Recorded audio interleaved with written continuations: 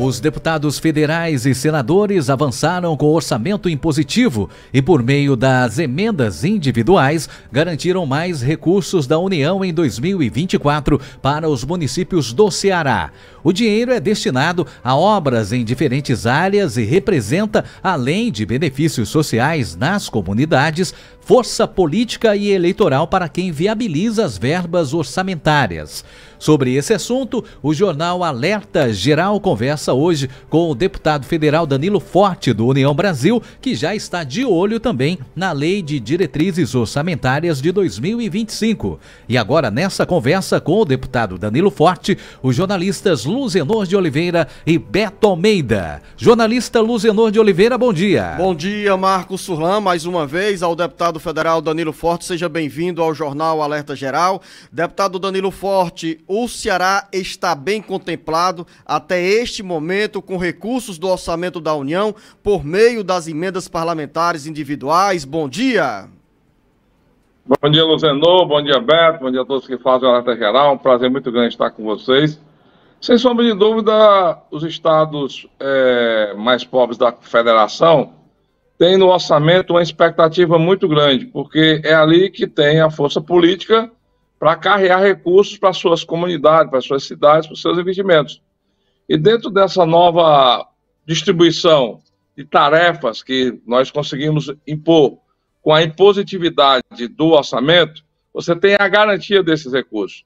Foi em 2014, quando eu fui relator da Lei de Diretriz Orçamentária pela primeira vez, que nós criamos as emendas individuais impositivas, que deu, inclusive, poder ao processo, na medida em que, até então, nós tínhamos uma submissão do Legislativo ao Executivo. E com a ampliação do espaço dessas emendas, e agora com o cronograma que nós fizemos no ano passado, inclusive de minha autoria novamente, como relator do orçamento, o Executivo foi obrigado a fazer, inclusive, a antecipação da execução da orçamentária agora até o dia 5 de julho, antes do prazo eleitoral. Já estamos nas eleições municipais e se impede as transferências após esse prazo devido aos 90 dias anteriores à data. Então, o Estado do Ceará recebeu um volume expressivo de recursos, exatamente se antecipando por causa do cronograma que nós criamos na lei orçamentária. E, por outro lado, também isso é importante, porque principalmente na área da saúde pública, os municípios precisam muito dos recursos do governo federal. E com esse recurso sendo antecipado, chegaram às prefeituras e estão aí garantindo o custeio, a manutenção dos investimentos e também do atendimento à saúde pública, para compra de remédios, o funcionamento dos hospitais, para o atendimento à população mais carente. Então, acho que é uma vitória importante, expressiva, e que a gente já quer, inclusive, colocar no orçamento 2025 também o cronograma para impor ao Poder Executivo, né, com o cumprimento desse prazo de pagamento, para que nós tenhamos de uma forma contínua as transferências dos recursos do governo federal para os municípios e para os estados brasileiros. Quando o senhor fala sobre um montante expressivo de recursos dessas emendas parlamentares, isso significa o que em termos de reais? Quantos milhões de reais os municípios, principalmente do interior, as menores cidades, receberam por meio dessas emendas parlamentares individuais ao orçamento da União, deputado? Eu acho que nós estamos falando em algo em torno de 1 bilhão e 400 milhões. Eu acho que o estado do Ceará, como um todo, né, já deve ter recebido de transferência esse ano, entre emendas individuais, emendas coletivas, transferências especiais e também os recursos de transferência do governo federal para o governo do estado e os municípios dentro dos programas do governo, algo em torno de 1 bilhão e 400.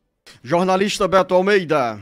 Olá, bom dia, deputado Danilo Forte. Deputado, essa questão das emendas PIX, claro que elas trazem recursos e isso é bom para os municípios, mas eu queria olhar também pela questão da transparência. A gente sabe que é um tipo de modalidade de emendas que elas chegam para os municípios e eles têm liberdade de gastar esse dinheiro. Eu me pergunto para o senhor o seguinte: qual é a garantia que a gente pode ter em relação, por exemplo, ao uso dessas verbas, à prestação de contas? Tem algum elemento, vamos dizer assim, que a gente pode dizer o seguinte: olha, as prefeituras receberam essas emendas PIX, elas tem que prestar contas e isso é transparente. Tem algum canal, vamos dizer assim, de fiscalização nesse aspecto em relação ao uso dessas verbas?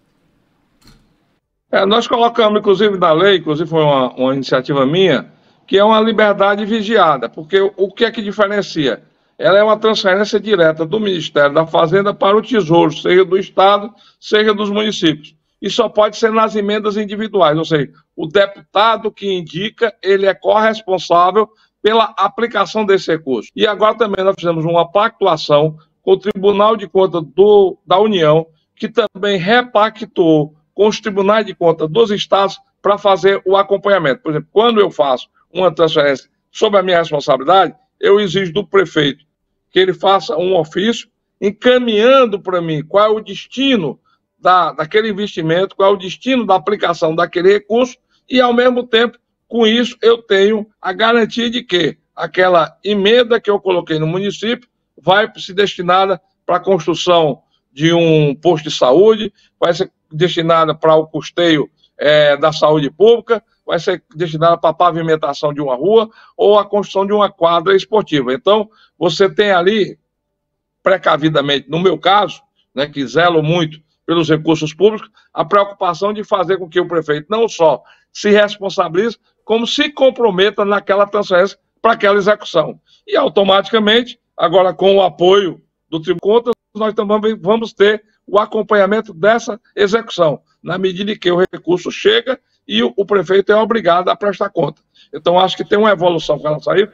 Nós temos que rever essa questão das transferências PIX, também como das emendas de comissão, porque ficaram muito genéricas, né? A gente precisa ter realmente uma objetividade maior. Eu acho que vai evoluir no orçamento do ano que vem em relação a isso. Eu, particularmente, defendo transformar as emendas de comissões temáticas em emendas de bancadas partidárias, que é como funciona na Alemanha, para aumentar o compromisso das bancadas dos partidos com a governança e a governabilidade e trazer também para o parlamento a corresponsabilidade, para que a responsabilidade da execução não fique apenas no poder executivo, seja do governo federal, seja do governo estadual ou dos municípios, dos prefeitos. Também que os parlamentares indiquem as emendas têm a obrigação também de fiscalizar a execução. Eu acho que esse empoderamento que hoje o Poder Legislativo tem, também o obriga a ter responsabilidade